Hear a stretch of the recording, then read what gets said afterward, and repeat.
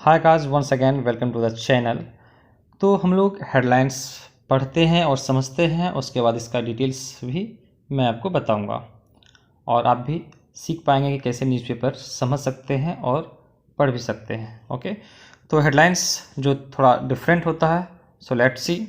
CAA rules likely to be notified before Lok Sabha poles.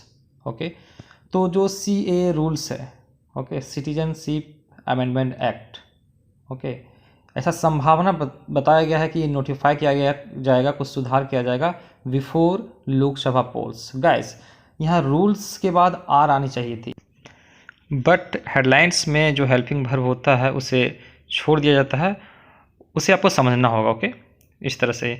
तो अब इसे डिटेल्स में पढ़ते हैं और समझते हैं। गाइस, मैं एक डिटेल्स में वीडियो बना दूंगा। Okay, likely to be plus V3, likely to plus have and likely to be plus object. इसका एक डिटेल्स वीडियो मैं आप लोग के लिए बना दूंगा जो कि बहुत ही हेल्पफुल होगी। और अभी आप इसके डिटेल्स को समझने की कोशिश करें।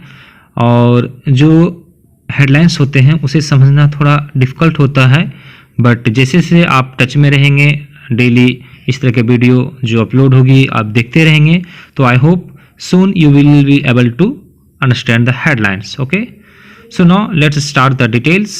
Okay, और बहुत सारे vocabularies इसमें आएंगे, उससे आप नोट कीजिए अपने नोटबुक में और एक सेपरेट नोटबुक बनाइए जो फ्यूचर के लिए हेल्पफुल होगी। Okay, rules for the citizenship amendment act. देखिए, जो रूल्स है, जो नियम कानून है, किसके लिए? For the citizenship amendment act के लिए। अब ये एक्ट कब का है? 2019 का। विल बी नोटिफाइड, तो नोटिफाई किया जाएगा किसको? रूल्स को। रूल्स क्या है? सब्जेक्ट है, विल बी नोटिफाइड उसका वर्ब है। मच बिफोर, तो देखिए बहुत पहले। किसके पहले? द अनाउंसमेंट, तो जो अनाउंसमेंट होगा, जो अनाउंसमेंट का मीन्स घोषणा। घोषणा किसका? ऑफ द लोकसभा इलेक्शन के अनाउंसमेंट के बहुत पहले इसको क्या किया जाएगा?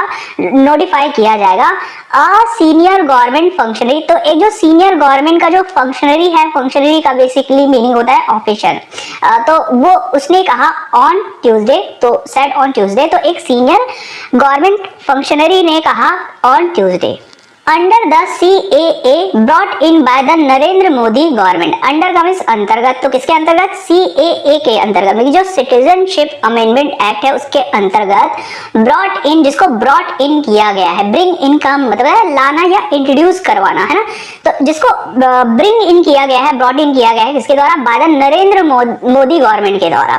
तो इसके अंतर्गत क्या? जो इंडियन नेशनैलिटी है, जो भारतीय नागरिकता है, विल बी ग्रांटेड, उसको दिया जाएगा, ग्रांट किया जाएगा। किसको? To persecuted non Muslim. तो जो परसिक्यूटेड नॉन मुस्लिम है, जिनको परसिक्यूट किया गया है, परसिक्यूट का मीन्स अत्याचार करना, किसी को सताना, है ना।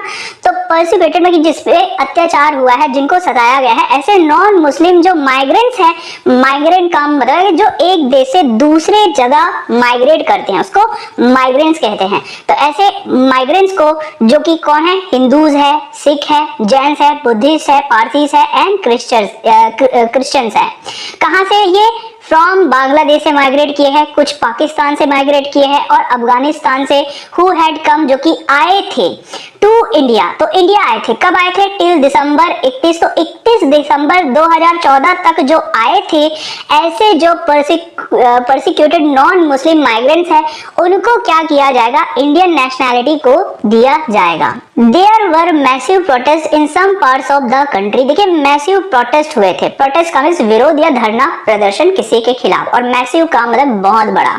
तो बड़े बड़े प्रोटेस्ट हुए थे in some parts of the country, तो देश के कुछ भागों में। आफ्टर में की बात, इसके बाद द CAA वॉज पास, तो ये जो CAA है, जब इसको पास कर दिया गया, किसके द्वारा? बाय पार्लियामेंट के द्वारा। कब? दिसंबर 2019 में। तो इसके बाद बड़े बड़े प्रोटेस्ट हुए थे। और ये जो CAA है and received the presidential assent, तो इसने क्या कर लिया था? रिसीव कर लिया था, मतलब प्राप्त कर लिया था। क्या? प्रेसिडेंशियल जो एसेंट है, मतलब राष्ट्रपति का जो एसेंट है, मतलब जो स्वीकृति है, मतलब जो ऑफिशियल स्वीकृति है, उसको प्राप्त कर लिया था सब्सिक्वेंटली, मतलब इसके बाद, है ना। तो बड़े बड़े क्या हुए थे? प्रोटेस्ट हुए थे कंट्री के कुछ भागों में, देश के कुछ भागों में। किसके बाद? CAA को पास कर दिए जाने के बाद पार्लियामेंट में। कब? दिसंबर 2019 में। और इसने रिसीव कर लिया था क्या, प्रेसिडेंशियल एसेंट, राष्ट्रपति का एसेंट, स्वीकृति। इसके बाद सब्सिक्वेंटली मिल गई उसके बाद We are going to issue the rules for the CAA। तो हम क्या करने जा रहे हैं, We are going to issue का मतलब जारी करना, तो क्या the rules, तो जो rules है, नियम कानून है, इसके लिए CAA के लिए उसको इश्यू करने जा रहे हैं सून में जल्द ही।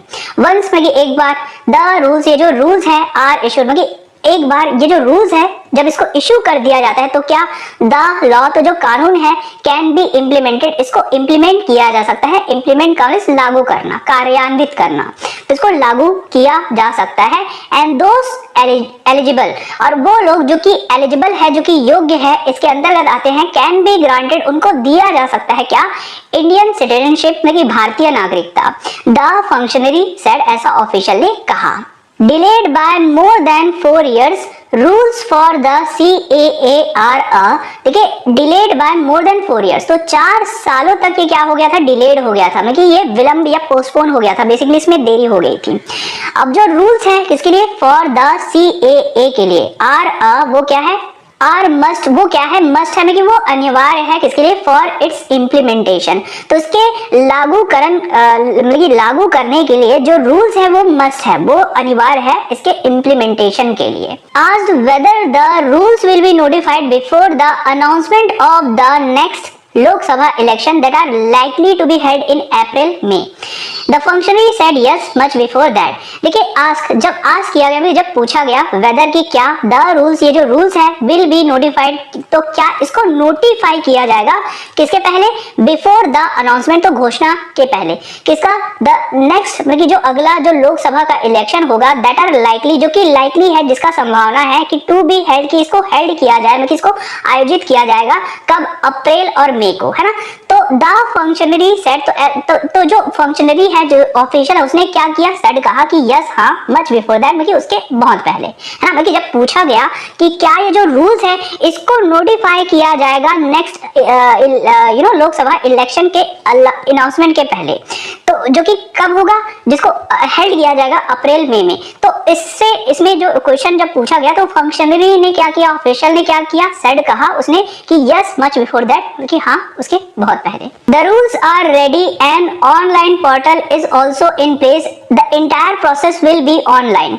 देखिए जो रूल्स है आर रेडी, वो तैयार है, एंड द ऑनलाइन पोर्टल, और जो ऑनलाइन पोर्टल है, पोर्टल का बेसिकली मीनिंग होता है कि वेबसाइट, तो जो ऑनलाइन पोर्टल है इज ऑल्सो इन प्लेस, तो उसको इन प्लेस कर दिया, बेसिकली उसको रेडी कर दिया गया, उसको तैयार कर दिया गया है। एंड द एंटायर प्रोसेस, मतलब जो पूरा का पूरा जो प्रोसेस है, प्रक्रिया है, विल बी ऑनलाइन, वो होगा ऑनलाइन होगा, है ना।